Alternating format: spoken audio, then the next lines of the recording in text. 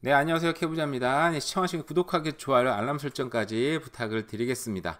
네, 요즘에 부동산 시장하고요. 그리고 뭐 이제 뭐 세계 경제 여러 가지 뭐 전쟁 이야기들까지 뭐 제 생각을 얘기하는 거예요. 저는 경제 전문가도 아니고 부동산 전문가도 아니니 저의 얘기를 심각하게 듣지 않으시길 바라고요. 그냥 방구석에서 유튜브 하는 사람이 그냥 관심 많은 사람이 아저씨가 좀 저렇게 얘기를 하는구나. 뭐그 정도로 얘기하시면 생각하시면 좋을 것 같습니다. 요즘에 부동산 시장이 좀 심상치 않다라는 생각이 들긴 들어요. 보면은 제가 이제 뭐 그런 막 어떤 통계 자료를 받아보고 막 전문적으로 하는 사람은 아니고 그냥 관심 있게 보다 보면 집이 매물이 안 나가고 있어요. 저희 동네도 그렇고 제가 왔다 갔다 하면서 보잖아요. 그러면 이제 늘 보면서 저 집 뭐 나왔네, 저기 나와 있네 이렇게 뭐냐 그냥 보면은 그 집이 안 나가고 계속 지금 매물이 쌓이고 있는 게 확실히 체감적으로 느낍니다. 그러니까 제가 이제 그걸 업으로 하는 사람이 아닌데 체감적으로 느낄 정도면 굉장히 많이 쌓여 있구나라고 생각이 드는데 요즘에 이런 기사들이 많이 나오고 있어요. 그러니까 이제 뭐 커스프라는 단어가 뭔가 찾아봤더니 어떤 변화가 있기 전에 있는 일 뭐 그런 뜻이더라고요 보니까. 그러니까 바이어스 마켓으로 그러니까 집을 구매하는 사람들이 좋게 마켓이 지금 변화하기 직전이다. 왜냐하면 지금 리스팅이 서지하고 있대요. 지금 매물이 지금 굉장히 폭발적으로 늘지 않는 게 아니라 계속 늘어나고 있는데 지금 그게 지금 많이 쌓이다 보니까 어느 정도 시간을 두고 비교하면 지금 매물들이 굉장히 많이 쌓여 있는 상태다. 요럴 때는 지금 집을 팔아야 되는 사람들은 굉장히 이제 가슴이 쫄리는 상황이죠. 그죠? 저는 지금 되게 애매한 입장이긴 해요. 이거 어떻게 해야 되나 고민이 많이 되는 뭐 개인적인 사정이 있긴 한데 어쨌든 간에 그리고 또 그 바이어 그 뭐죠? 테넌트가 또 나간다고 합니다. 이 계약을 깼다고 보긴 봐야 돼요. 근데 좀 애매한 게 있는데 이건 나중에 한번 얘기를 한번 해보고 그래서 테넌트를 또 다시 구해야 되는 입장이 있습니다. 네, 이 테넌트 때문에 밴쿠버 와서 테넌트 때문에 참 마음고생이 많기는 하는데 어쨌든 그 얘기 나중에 하고 자 그래서 지금 여기 기사를 제가 쭉 읽어보니까 이런 기사가 지금 한국 기사든 뭐 영어로 된 기사든 지금 많이 나오고 있는데 여기 보면은 지금 moving closer to buyers friendly territory 그러니까 바이어스 마켓으로 넘어간대요. 그러니까 매물이 많고 그러니까 예전에는 바이어들이 자기 집을 팔고 살 집이 없었어요. 근데 문제는 지금 또 자기 집이 안 팔려. 집을 사고 싶은데 내 집이 팔려야 될 거 아니야. 그죠? 근데 내 집이 안 팔리는 상황이야. 그래서 참 애매해. 그러니까 보면 있잖아요. 그 부동산 가격이 막 올라갈 때는 내 집을 파는 건 좋아. 그죠? 근데 살 집이 없어. 문제가 내가 파는 것까진 쉬운데 살 집이 없으니까 좀 말도 안 되는 이상한 집 막 사고 들어가야 돼. 그래서 불만이 생기잖아요. 근데 지금은 또 살 집은 많은데 내 집이 안 팔려. 그러면 그죠? 그러면 또 부동산 이동하기도 애매해. 그래서 저는 그래서 참 이상적인 마켓은 그런 생각이 들어요. 그냥 적당한 그 균형점에서 내 집도 잘 팔리고 그리고 살 집도 적당히 살 수 있는 그러니까 이게 우리 흔히 얘기하는 골드락스라 그러나요? 그 부동산 그 주식 시장에서 그러니까 그냥 이상적인 시장이 가장 그러니까 적당한 가격이 오르면서 서로 간에 사고 파는 매매가 좀 충분히 이루어지는 시장이 그러니까 바이어한테도 좋고 그 뭐 셀러한테도 좋고 그런 시장인 것 같아요. 우리가 이제 극단적으로 막 치달은 그 팬데믹 이후에 막 폭등하는 시장을 겪어봤고 그리고 또 약간 작년쯤에 많이 떨어졌잖아요. 그리고 그게 이제 지지부진하게 이어지는 시장을 다 겪어보니까 결국은 바이어한테도 좋고 셀러한테도 좋은 시장은 적당한 균형점을 잡고 거래가 그냥 꾸준하게 이루어지는 시장이 가장 좋구나라는 생각이 듭니다. 이게 좀 심각하고 느껴지는 게 뭐냐면 그 부동산 뱅크 오브 캐나다가 지금 그 인터레스트 레이트를 지금 3번 연속 2.5씩 떨어뜨려 0.75나 떨어뜨렸어요. 예전에 비해 많이 떨어졌죠.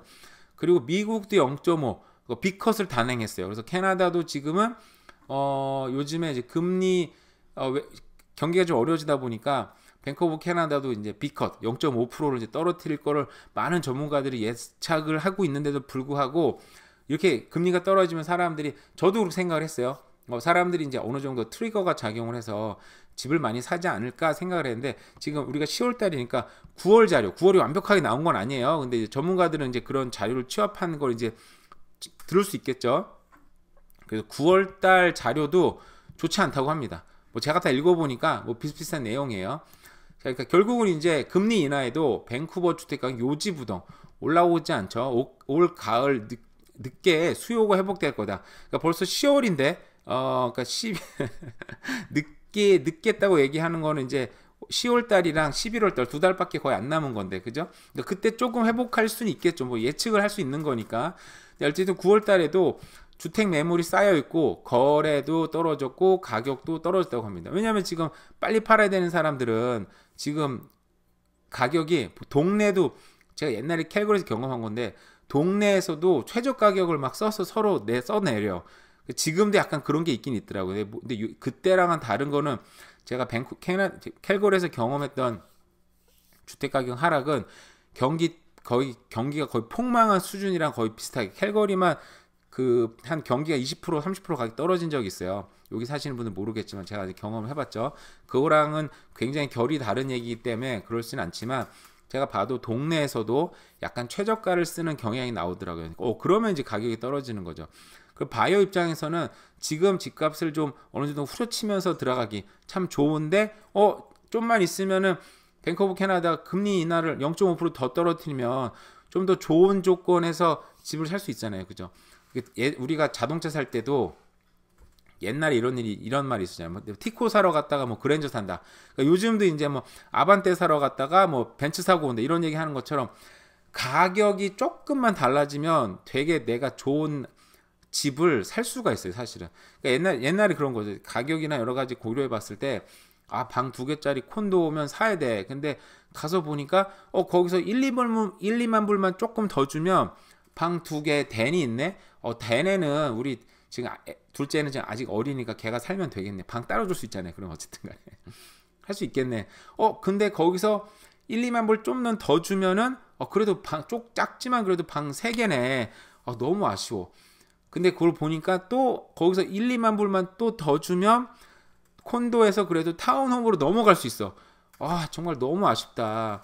근데 그렇게 2만 불 차이가 지금 1억을 만드는 거예요. 그래서 근데 여기서 2만 불 더 주면 지금 이게 좀 작은 타운홈에서 지역도 조금은 더 떨어져야 되지만 자동차도 뭐 텐덤 파킹에서 그렇게 나란히 하는 파킹 있잖아요. 나란히 할 수도 있고 집도 훨씬 더 늘어, 학교도 좀 더 가까워지는 애들의 너무 좋아.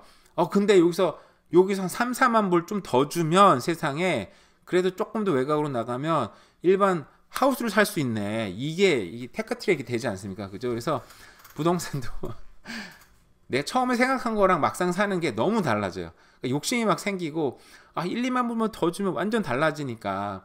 그러니까 지금이 이제 그런 딱 된 것 같아요. 만약에 살려는 사람들, 그러니까 내 집을 팔고 사는 사람은 조금 어렵긴 하겠지만 만약에 뭐 계속 그 렌트를 줬던 사람분들이 이제 뭐 집안에서 뭐 좀 후원을 받고 나도 돈을 좀 모았고 나도 직장을 다니고 결혼을 했는데 와이프도 예를 들어서 직장을 뭐 받고 승진해서 뭐 월급도 올랐다.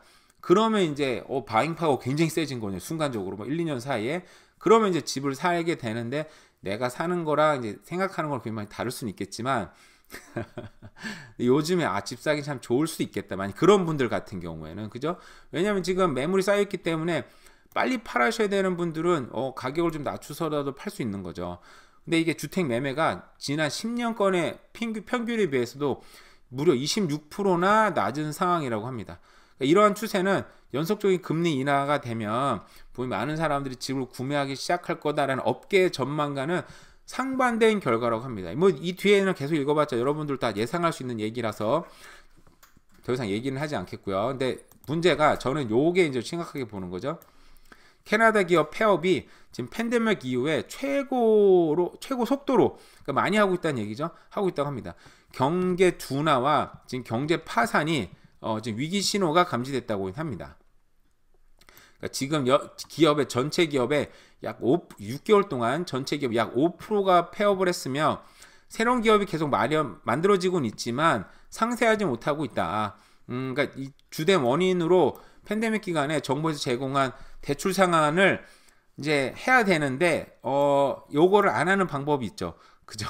저도 이제 이런 거 잘 모르는데 내가 개인적으로 받았어. 그럼 대출 상한을 나라는 개인이 해야 되잖아요. 근데 예를 들어서 법인을 만들어서 기업 운영을 하시다가 어떤 특정인을 얘기하는 거 아니에요? 근데 그 법인 이름으로 캐나다 대출을 받았다.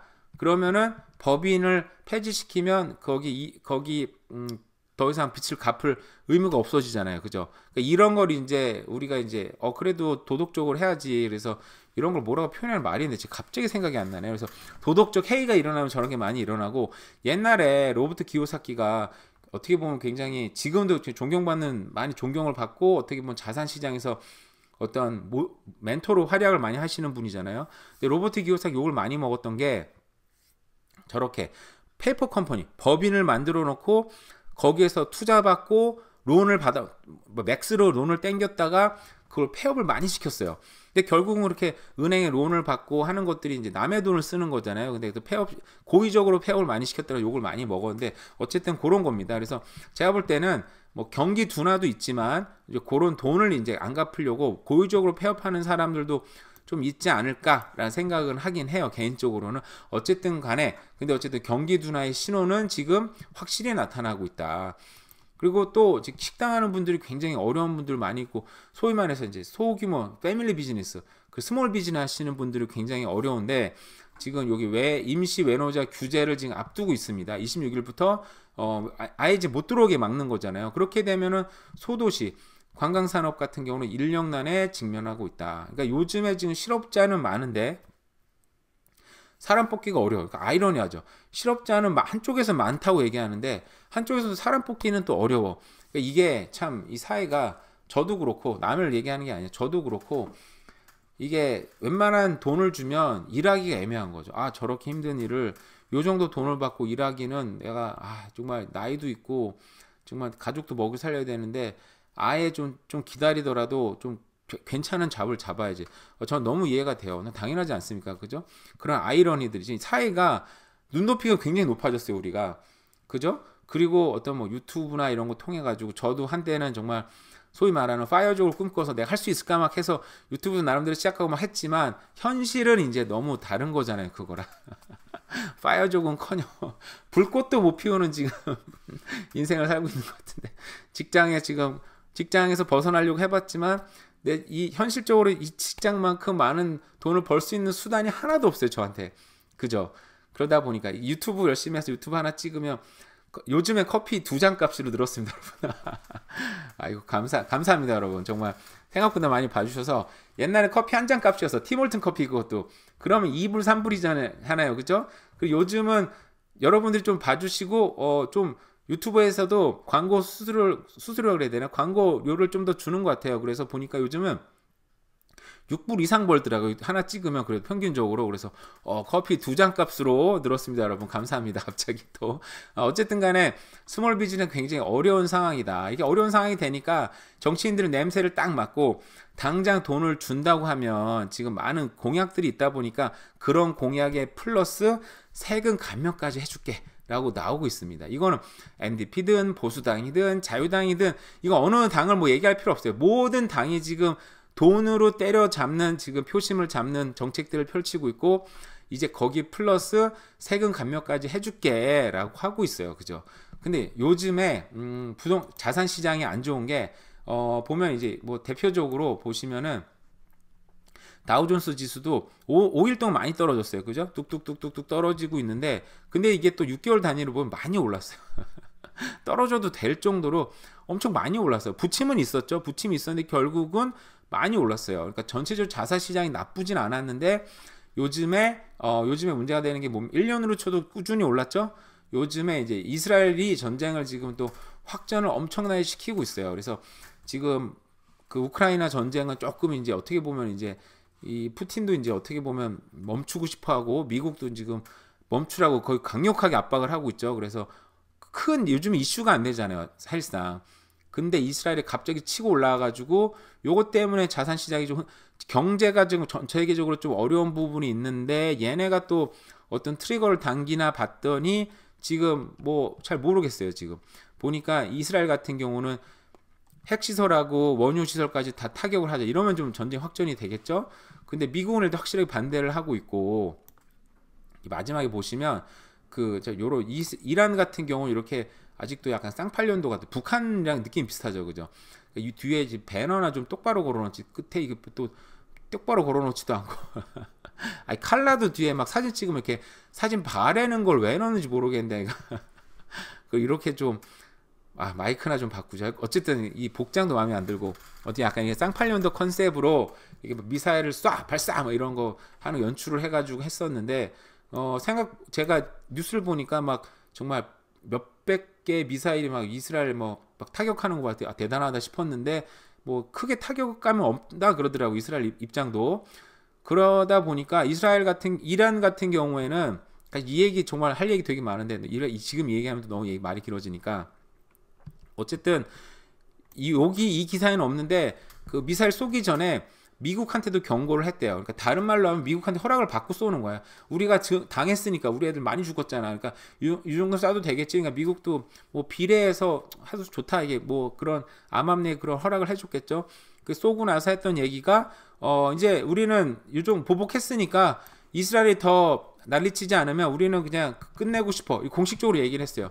그러니까 이란은 굉장히 말은 많이 했는데 지금 확전되는 거는 바라지 않는다. 미국도 바라지 않고 이스라엘도 어느 정도까지 할지는 저도 좀 잘 모르지만 전문가는 아니니까 이 정도 멈춰줬으면. 왜냐하면 이제 여기서 좀 어떤 트리거가 생기면 가뜩이나 경기 어려운데 요즘에 경기 어렵잖아요. 막 좀 폐업도 많이 한다 그러는데 이런 것들이 좀 더 심해지지 않을까. 그죠? 그러니까 금리 인하도 지금 괜히 하는 게 아니라 경기 어렵고 부동산도 어렵고 좀 많이 어려워지니까 금리 인하를 시작하는 거잖아요. 그래서 경기 폭망까지는 가지. 경기 침체는 올 수 있죠.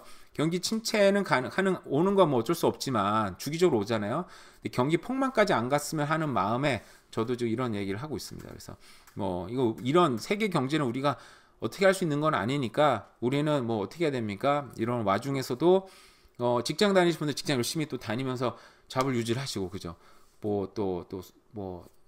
개인 사업을 하시는 분들은 또 뭐 비용을 줄이면서 긴축 경제를 하셔야 될 것 같고 그죠? 각자 살아가는 방법들을 찾고 살아가야지 뭐 이런 인생은 또 계속되는 거 아니겠습니까? 그죠? 참 살기가 빡빡하다는 생각이 많이 듭니다. 어쨌든 힘내시고 이번 주도 목요일인데 날씨가 많이 추워졌는데 여러분 몸 관리 잘 하시고 코로나도 요즘도 많이 걸리시더라고요. 주변에서도 보니까 저도 몇 주 전에 걸렸어요. 저도 사실은 어쨌든 여러분 몸 관리 잘 하시기 바랍니다. 네, 감사합니다.